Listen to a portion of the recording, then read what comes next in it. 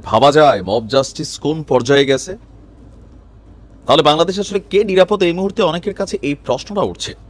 কেউ কেউ বলছেন যে এই ঘটনার পেছনে ছাত্রলীগ, আওয়ামী লীগ, যুবলীগ দায়ী।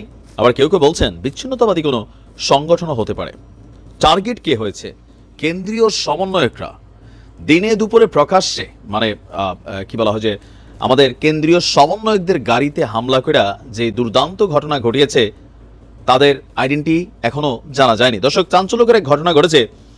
এই মুহূর্তে বৈষম্য বিরোধী ছাত্র আন্দোলনের কেন্দ্রীয় সমন্বয়কদের উপর বাংলাদেশের অনেক মানুষ অনেকটা সন্তুষ্ট। আবার পলিটিক্যাল পয়েন্ট অফ ভিউতে চিন্তা করলে বিএনপি বলেন, জামাত ইসলাম বলেন, আওয়ামী লীগ তো আছেই, আরো অনেকেই কিন্তু তাদের উপর মনে মনে অসন্তুষ্ট। বাট আউটে হয়তো এতটা প্রকাশ করার সুযোগ নেই। ভালোবাসার মানুষ যেমন আছেন, তাদেরকে সুযোগ পাইলে ওই পারে পাঠাই দেওয়ার জন্য অনেকের মেন্টালিটি আছে। বৈষম্য বিরোধী ছাত্র আন্দোলনের কেন্দ্রীয় সমন্বয়কদের গাড়িবহরে এক বিরল হামলার ঘটনা ঘটেছে।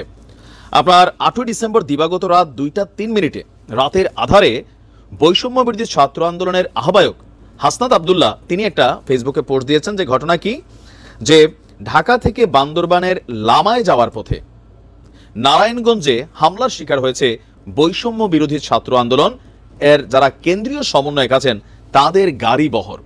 এখন নারায়ণগঞ্জ এমনিতেই এটা বিভিন্ন রাজনৈতিক দলের একটা প্রধান আখড়া। সেই ঐতিহাসিকভাবে খেলা হবে ডায়লগের প্রবর্তক শামীম ওসমানের কিন্তু এটা একটা বড় এরিয়া। যদিও শামীম ওসমান তিনি এই মুহূর্তে নেই, আওয়ামী লীগও সেখানে ঘুমন্ত। তাহলে কাদের এত বড় সাহস হলো দিনে দুপুরে বা গভীর রাতে হামলা চালানো? তো এখানে বলা হয়েছে শুধু হামলা চালায়নি, সেখান থেকে তাদের ব্যাগ এবং মোবাইলও ছিনিয়ে নেওয়া হয়েছে এবং এই হামলায় অনেকেই সেখানে আহত হয়েছে। ঘটনাটির সুষ্ঠু তদন্ত এবং দোষীদের দৃষ্টান্তমূলক শাস্তির দাবি করেছে আপনার হাসনাত আব্দুল্লাহ সরকারের নিকট। বলা হয়েছে যে গেল 27 নভেম্বর থেকে হঠাৎ করে সমন্বয়কদের উপরে এক ধরনের প্রাণঘাতী হামলার ঘটনা লক্ষ্য করা গেছে। 27 নভেম্বর ঘটনার শুরুয়াত হয়েছিল হাসনাত আব্দুল্লাহ এবং সার্জিস আলমকে ট্রাক চাপা দিয়ে হত্যার চেষ্টা। চট্টগ্রাম কক্সবাজার মহাসড়কের ঘটনাটা নিশ্চয়ই আপনাদের খেয়াল আছে। এর পরের দিন আরেকটা ঘটনা ঘটছিল 28 নভেম্বর। হাসনাত আব্দুল্লাহকে আরেকবার গাড়ি চাপা দিয়ে হত্যা চেষ্টা করা হয়েছে। পরে আপনার এটা নিয়ে মামলা টামলা হয়েছে, 2 জন অলরেডি রিমান্ডে আছে।